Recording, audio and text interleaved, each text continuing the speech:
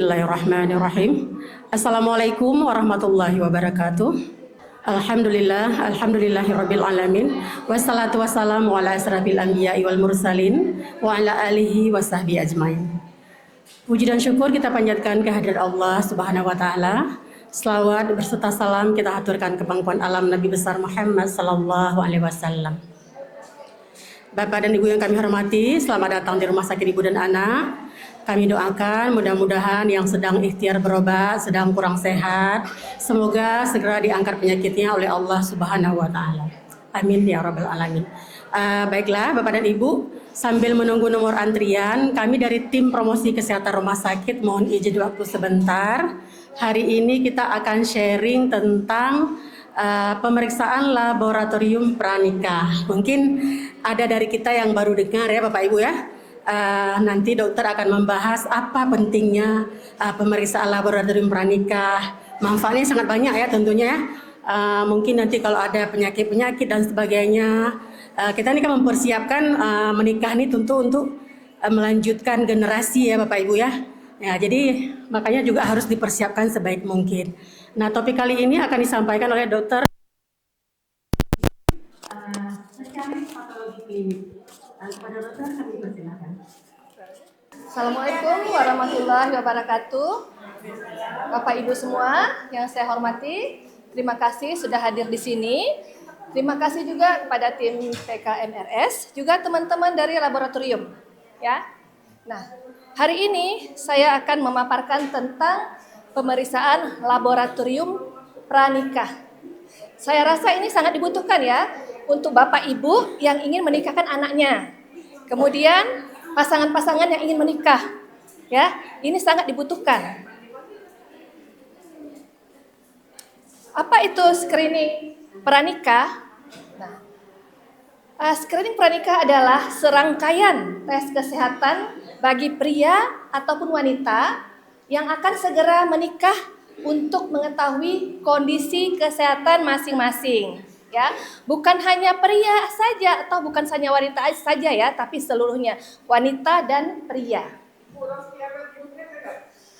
Nah, ini kita bisa mengidentifikasi masalah kesehatan saat ini, setelah menikah ataupun setelah punya anak, sehingga kita bisa mengidentifikasi masalah kesehatan setiap pasangan saat ini, setelah menikah ataupun setelah punya anak, sehingga kita bisa mengurangi resiko penyakit infeksi, resiko penyakit genetik, ya, dan masalah kesuburan serta masalah medis lainnya seperti diabetes mellitus.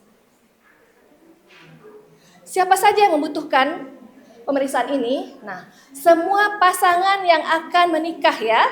Nah, terlebih lagi jika salah satu pasangan mempunyai penyakit keturunan terkait di genetik atau mempunyai riwayat penyakit infeksi atau menular, ya. Nah, bukan hanya calon ibu saja yang perlu melakukan ini, tapi pasangannya juga. Nah, dari pihak pria juga ya. Apa manfaatnya? Nah, pertama, mengetahui status kesehatan pasangan. Nah, kita kan pengen ya, setelah menikah itu semuanya baik-baik saja, indah-indah saja ya. Nah, ketika kita sudah mengetahui penyakit atau apapun masalah dari pasangan kita kan bisa melihat, oh ini resikonya seperti ini. Apa yang bisa kita lakukan untuk memperbaikinya? Nah, kemudian kita juga bisa mendeteksi penyakit atau kelainan genetik, misalnya anemia sel sabit, talasemi, hemofili, ya. Nah, ini bisa menyebabkan masalah sosial, terus masalah psikososial, juga masalah finansial. Nah, ini yang akan berat nantinya. Kemudian, kapan sebaiknya kita melakukan pemeriksaan ini? Sebaiknya 6 bulan sebelum menikah ya, agar masalah kesehatan bisa segera kita lakukan tindakan atau pengobatan. agar resiko yang mungkin timbul baik terhadap pasangan ataupun calon anak kelak dapat diminimalkan gitu ya. Apa saja pemeriksaan laboratorium itu? Yang pertama, tes golongan darah, baik tes resus ataupun tes golongan darah ABO ya. Nah, memang kalau misalnya antara ibu dan bayi berbeda untuk golongan darah ABO itu dampaknya minimal. Tapi ketika ada perbedaan resus negatif atau resus positif, nah itu dampaknya cukup berat ya. Bisa menyebabkan penyakit kuning, bengkak hati, anemia, hingga gagal jantung ya. Makanya ini sangat perlu kita lakukan pemeriksaan sebelum menikah. Kemudian tes urin. Nah, tes urin dilakukan untuk mengetahui apakah ada ISK. ISK ini bisa disebabkan oleh bakteri ataupun Trichomonas. Trichomonas merupakan penyakit menular seksual ya. Kemudian pemeriksaan penyakit menular seksual. Kita kan nggak pengen ya pasangan kita tuh ada penyakit yang bisa menyebabkan kita pun tertular gitu ya. Kita pengen semuanya sehat-sehat saja. Nah, kita perlu melakukan pemeriksaan VDRL untuk mendeteksi adanya penyakit sifilis atau tidak. HBsAg untuk mendeteksi penyakit hepatitis dan anti-HIV untuk mendeteksi penyakit HIV ya. Nah, di sini kita bisa mengetahui bahwa pasangan kita itu apakah punya perilaku seksual bebas sebelumnya ataukah tertular lewat transfusikah penyakit ini ataukah tertular lewat alat-alat medis misalnya sering bertukar jarum suntik misalnya gitu ya. Nah, itu bisa kita lihat dengan pemeriksaan ini perilaku sebelumnya, sebelum menikah. Jadi itu sangat penting menurut saya ya. Kemudian pemeriksaan gula darah. Nah, pemeriksaan gula darah ini penting ya untuk mencegah mengurangi komplikasi yang disebabkan oleh diabetes terutama di saat hamil ya. Nah, kemudian pemeriksaan hormon tiroid. Nah, hormon tiroid ini ada hipotiroid dan ada hipertiroid. Nah, kedua ini mengganggu seseorang untuk hamil ya. Untuk hipotiroid dapat mengganggu ovulasi, sedangkan hipertiroid dapat meningkatkan resiko keguguran atau kelahiran prematur ya. Pastinya kita tidak menginginkan hal ini ya terjadi. Kemudian pemeriksaan TORCH. Nah, ini pemeriksaan untuk mendeteksi toksoplasma, rubella, sitomegalovirus, herpes simplex pada ibu hamil atau yang berencana untuk hamil untuk mencegah komplikasi pada janin ya. Ibu-ibu tahu ya toksoplasmosis? Toksoplasma tahu? Ada yang tahu? Ibu tahu? Tahu? Enggak? Bapak tahu? Enggak juga? Ya enggak apa-apa. Ibu tahu toksoplasma? Belum tahu ya. Tahu pernah dengar enggak ada parasit yang ditularkan melalui kotoran kucing? Nah, itu biasanya ada wanita yang belum hamil-hamil setelah menikah, itu biasanya ditanyain ada pelihara kucing apa enggak gitu.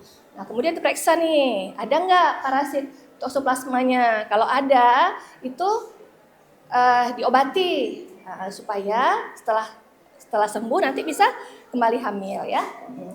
Oke, kemudian rubella. Rubella ini campak Jerman ya. Nah, rubella, sitomegalovirus dan herpes simplex ini kita harus betul-betul perhatian ya. Karena apa? Karena bisa menyebabkan kecacatan pada bayi dan kematian pada bayi ya. Kemudian tes sperma.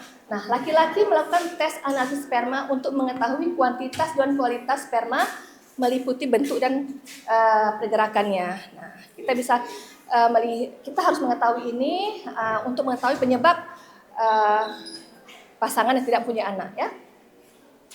Oke. Kemudian tes kelainan hereditas atau genetik, ya. Pemeriksaan penyakit yang dapat diturunkan dari orang tua ke anak seperti talasemi, hemofili, Down syndrome, dan lain-lain. Nah, pemeriksaan ini bisa meliputi morfologi darah tepi, HB electrophoresis, pemeriksaan faktor populasi, dan tes genetik. Ada yang tahu tentang talasemi? Bapak Ibu? Ada yang tahu tentang talasemi? Pernah dengar nggak ada pasien yang terus-terusan ditransfusi darah setiap bulan? Ada? Ya itulah. Jadi seperti talasemi contohnya ya.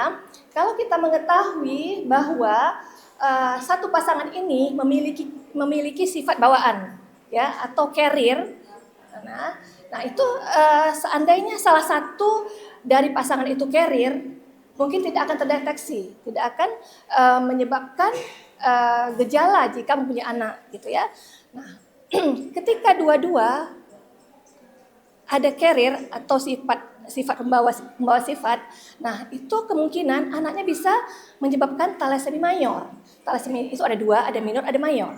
Nah, jadi ketika kedua pasangan mempunyai pembawa sifat, nah itu bisa menyebabkan anaknya menderita talasemi mayor. Nah itu harus setiap bulan ditransfusi. Nah itu kan bisa mengurangi kualitas hidup dari anak dan beban psikologis dari orang tua. Nah, gitu ya. Jadi kesimpulannya, screening pranikah adalah langkah penting yang perlu dilakukan sebelum menikah untuk memastikan kondisi kesehatan pasangan. Kondisi kesehatan pasangan ya, yang membentuk keluarga baru.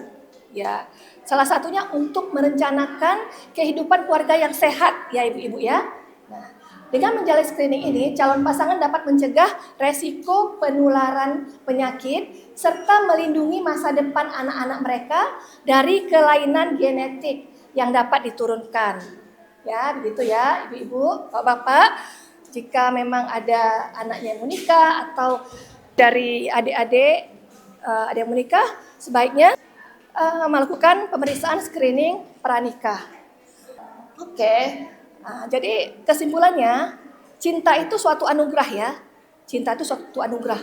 Nah, anugerah itu sebaiknya kita kemas dengan sesuatu yang baik. Nah, ikhtiarnya apa? Ikhtiarnya adalah screening pranikah. Ya, oke.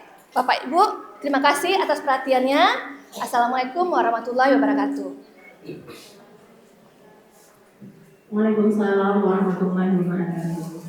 Gimana Bapak Ibu? Ya, mungkin jadi terbuka ya pikiran kita hari ini tentang pentingnya screening pranikah. Memang tidak ada manusia yang ingin sakit ya, tidak ada manusia yang ingin memiliki kelainan. Tapi dengan ikhtiar kita seperti dokter bilang tadi, ikhtiar untuk melakukan screening, paling tidak kita sudah tahu dari awal dan kita bisa meminimalisir faktor risikonya. Misalnya sudah tahu dari awal punya riwayat diabetes misalnya, ya dari awal ya coba hidup lebih sehat, kemudian kurangi makan yang manis-manis, kemudian berobat juga rutin, sehingga mungkin untuk kedepannya untuk proses kehamilannya risikonya dapat berkurang ya Bapak Ibu ya. Nah barangkali Bapak Ibu ada yang mau ditanyakan, kita akan diskusi hari ini selagi dokternya ada di sini ya. Karena kalau hari lain mungkin kalau Ibu mau konsulin dokter ini daftar dulu di depan Bu, ya nggak bisa langsung. Kalau hari ini bisa langsung untuk 2 pertanyaan. Silakan Bapak Ibu. Oke, sebentar ya. Jadi Ibu ini bertanya, sebelum menikah beliau sehat-sehat saja. Setelah menikah, kenapa timbul penyakit lain seperti tumor rahim, kista ovarium seperti itu ya, Bu? Banyak faktor ya Bu ya, untuk tumor rahim itu atau kista itu faktornya banyak. Selain genetik, nah genetik ini memang sangat berperan ya. Nah selain genetik ada faktor-faktor lain. Nah misalnya pola makan, ya pola hidup lah, pola hidup itu bisa makan, olahraga ya Bu ya. Nah terus stres, nah gitu. Jadi faktornya banyak, bukan hanya dari genetik. Nah jadi kita bisa lihat apakah selama ini pola makannya seperti apa gitu. Adakah olahraga, adakah stres. Nah, bagaimana hubungan dengan teman-teman, dengan lingkungan gitu ya Bu ya. Nah itu. Nah, jadi untuk menghindarinya, mungkin ibu nanti bisa menjelaskan pada anak ibu atau cucu ibu untuk menghindarinya itu ya genetik tidak bisa dihilangkan ya Bu ya, tapi faktor lain bisa dihilangkan. Nah jadi kita olahraga, pola makan yang sehat ya, banyak sayur, banyak buah, ya minum vitamin, nah olahraga teratur, hindari stres, gitu ya Bu ya. Oke, terima kasih Bu. Baik dok, ternyata banyak faktor ya Bapak Ibu ya. Stres saja itu bisa menyebabkan berbagai penyakit. Nah, kebanyakan memang kita kalau sudah menikah stresnya banyak ya Bapak Ibu. Banyak stresnya. Dan yang menyebabkan stresnya itu banyak. Kalau kita masih gadis, kan happy-happy aja ya Bapak Ibu ya. Mungkin walaupun kita ada uang untuk beli kosmetik, untuk beli ya untuk senang-senang lah kita ya. Tapi kalau sudah menikah mungkin banyak yang kita pikirkan. Mending untuk beli untuk anak-anak ya gitu kan. Nah jadi stres itu bisa memicu penyakit apa saja Bapak Ibu ya. Ada lagi satu pertanyaan lagi. Jadi Bu, kondisi anak ibu belum hamil itu kan kita harus mencari penyebabnya apa gitu ya. Nah salah satunya kita juga harus melakukan pemeriksaan laboratorium. Salah satunya pemeriksaan TORCH atau tes sperma. Jadi harus diperiksa dua belah pihak tuh, dari wanitanya dan dari prianya. Nah untuk pemeriksaan untuk wanitanya kita bisa melakukan pemeriksaan TORCH. Nah, di situ kita bisa lihat apakah ada terdeteksi penyakit seperti toksoplasmosis, rubella, sitomegalovirus, herpes simplex gitu ya Bu ya. Nah, itu harus kita periksakan dulu. Dan yang kedua, dari pihak laki-lakinya kita harus tes sperma. Nah, di situ kita bisa mengidentifikasi apakah kualitas sperma seperti apa. Jumlah spermanya seperti apa. Nah, jadi masih banyak yang harus kita jalani walaupun sebenarnya untuk setahun itu ya Bu, kita masih bisa setahun kita menganggap bahwa itu masih bulan madu ya Bu ya, masih bulan madu gitu. Nah, untuk tahun kedua kita sudah bisa melakukan pemeriksaan ini, bisa menginformasikan kepada anak ibu untuk melakukan pemeriksaan laboratorium lainnya, gitu ya Bu ya. Kalau memang dokter obgyn udah bilang tidak ada masalah, secara organnya tidak ada masalah, frekuensi berhubungan juga nggak ada masalah, tidak jauh-jauhan. Nah ini anak ibu bukan LDR kan? Tidak LDR kan, tidak jauh-jauhan kan? Tidak. Jadi faktor-faktor lain kan tidak ada masalah. Nah, jadi sebaiknya dilakukan pemeriksaan laboratorium, ya Bu ya. Oke, ya. Kalau memang ketika hamil saat itu dia menderita, itu akan menyebabkan kecacatan pada bayi atau keguguran, gitu Bu. Nah, jadi ketika kita dapat mendeteksinya secara lebih awal, itu kita bisa mengobati. Nah, ketika sudah sembuh, hamil tidak ada masalah lagi, gitu. Saya gini dok, saya Ya. dulu itu adalah penderita rusum. Oh iya. Ya, Oh ya Ibu. jadi anak saya satu ini adalah anak sampai dengan kemudian baru tahu ini pada saat 3 tahun kemudian saya hamil lagi. Kemudian cek ukuran, kemudian saya periksa Tokso? maka saya jadi tokso. Nah yang saya tanyakan apakah itu bisa Oh enggak itu tidak. Jadi ketika ibu mempunyai anak itu tidak diturunkan. Tapi ketika ibu hamil, nah itu akan berefek pada janinnya. Nah tapi setelah anak setelah lahir tidak ada masalah. Gitu. Maksud ibu menduga bahwa anak ibu akan menderita sama seperti ibu gitu ya? anak saya laki-laki dok. Oh laki-laki. Iya oke. Apakah ada yang saya alami kesulitan? Saya baru tahu sesudah anak saya 3 tahun, kan? Nah, apakah itu ada pengaruh kepada anak saya? Oh enggak, itu pengaruhnya pada janin yang di dalam kandungan. Terima kasih Bu. Nomor antrian Ya semoga segera positif ya Bu ya. Ya, Bu, ya, sudah terjawab ya. Ya, jadi kalau pasangan yang belum hamil, kita tidak bisa menyalahkan satu saja. Kadang-kadang dalam lingkungan sosial kita ini sering menyalahkan sebelah perempuan gitu ya. Nah, tapi itu tidak bisa sama sekali. Maka karena itu pada saat kita mau program kehamilan, wajib pasangan harus datang berdua ya. Tidak bisa program kehamilan itu dengan sendiri, harus berdua. Karena apa? Faktor yang mempengaruhi hamil ini juga berdua. Bisa karena mungkin seperti dokter bilang tadi, spermanya mungkin bermasalah, atau mungkin dari sebelah perempuannya. Tidak bisa serta-merta kita menyalahkan perempuannya yang bermasalah, tidak bisa ya.